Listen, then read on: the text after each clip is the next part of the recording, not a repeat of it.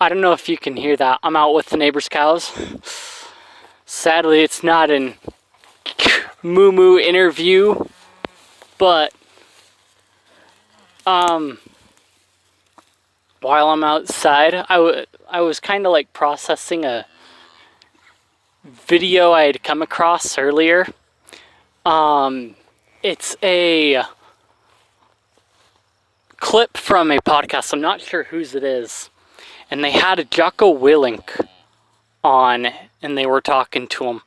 And he brought up this idea of what he termed ecosystems in kind of the social aspect or the societal aspect. That so an ecosystem can be something like your work, your business, high school, even like podcasting has an ecosystem, and along with things like jiu-jitsu. So you've got kind of like these circles or bubbles that you like process things in, and sometimes you get so focused on your ecosystem that like that's all you see. So his point was that sometimes we paint our little ecosystem as the whole world.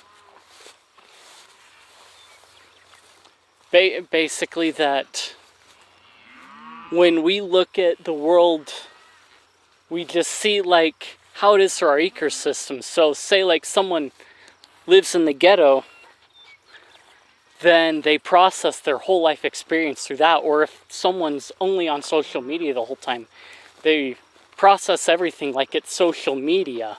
They don't have any other, or they don't look at it through any other view other than either like their little microcosm where they are being bullied, or they're looking at it as trying to get to the top of the ladder. And he references Jordan Peterson a lot on the lobster thing, and that like within these ecosystems, sometimes you get people that want to climb to the top just because they want the praise, the money, or what all.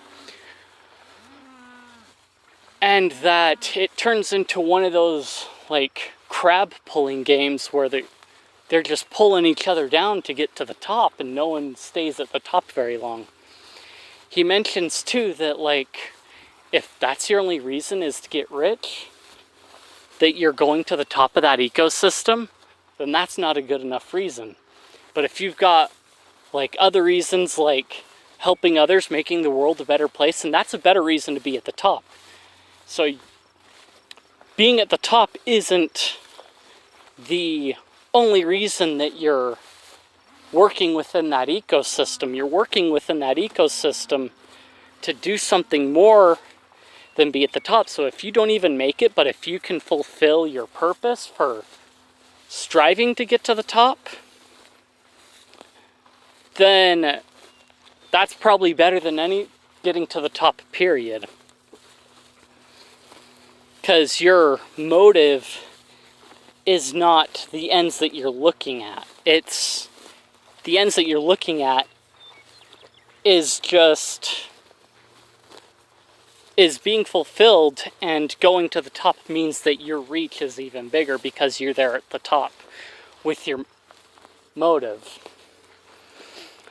As I was thinking about the ecosystem concept that he brought up, I think when we look at a lot of the world's problems, that's what it is. You get people that are so dialed into social media and so addicted to it that that's all they see is what's on their feed. You get things like Twitter and Facebook, and in some form or another they're built to put people in these ecosystems and these microcosms where they're just seeing the world in one way instead of like looking at the broader picture that the whole world isn't like high school. It's a lot different. There's more to the world than just like what happens in high school. There's some aspects in that ecosystem that you do see, but that's not the whole world in general. If you leave the ghetto, then you find out and you're able to go into the world somewhere else, another ecosystem, with an open mind. You find out that the whole world isn't the ghetto, but the ghetto is a small part of the world. Can you improve the ghetto? Yeah. But does that mean the whole world is like the ghetto? No. And I've seen a lot of people that sometimes it feels like they take the internet too seriously, and so that kind of burns them out and turns them, well, it burns them out and it kind of turns them off to a lot of opportunity that they could see, because they're so zeroed in on whatever their corner of the internet is the whole world, and so they try and correct what's in that little corner to be the whole world. Or if we take college, you get people like, well, college is racist, this, that, and the other, and it's like, okay, if we go back to the idea that some people see the whole world as their ecosystem, that's not necessarily true. You go outside, that ecosystem, and you might find out it's a little bit less racist or sexist than you might think, if you're looking at it with an open mind and sincerely listening.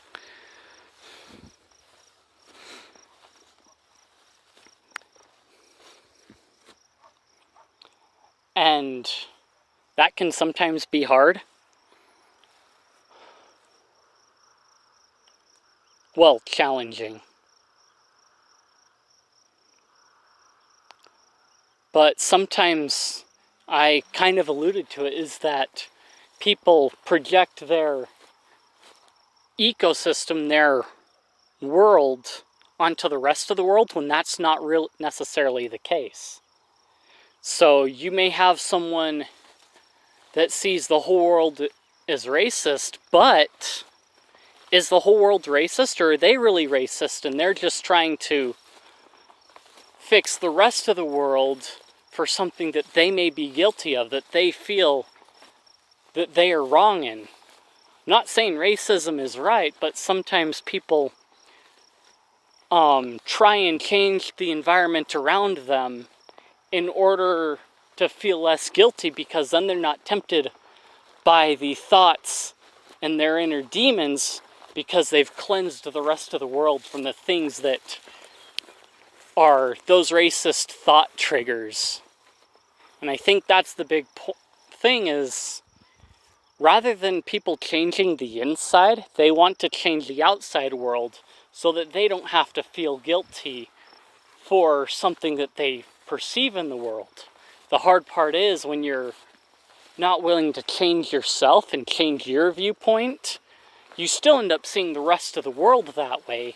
And so you start getting nitpickier and nitpickier with things, and people honestly start to like you a lot less. And in addition, you end up ruining the world around you, its rich flavor and everything, because you perceived racism or whateverism that was within your ecosystem, in your mind, onto the rest of the world.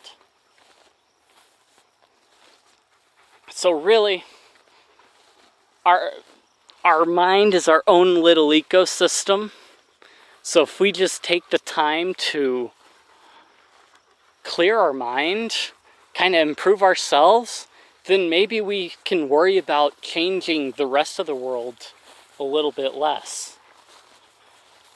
I've heard it a lot of times, that be the change you want to see in the world. And a lot of these people don't seem to want to be that change, but they seek to change other people. Whereas if you would change yourself, then the rest of the world will change. Not because you were preachy and pushy on them to fix who they were, but because you were an example of something, and they saw that in you. They saw that it was good. They saw the joy it brought to you, and they wanted a piece of that.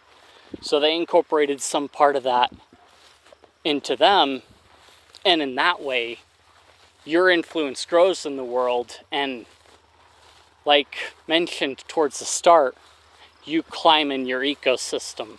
Not because you wanted riches and everything else, but because you sought for self-improvement, for building everyone else up, rather than to tear everybody down and tear everything down, the richness of the world, because of your guilt. Anyway,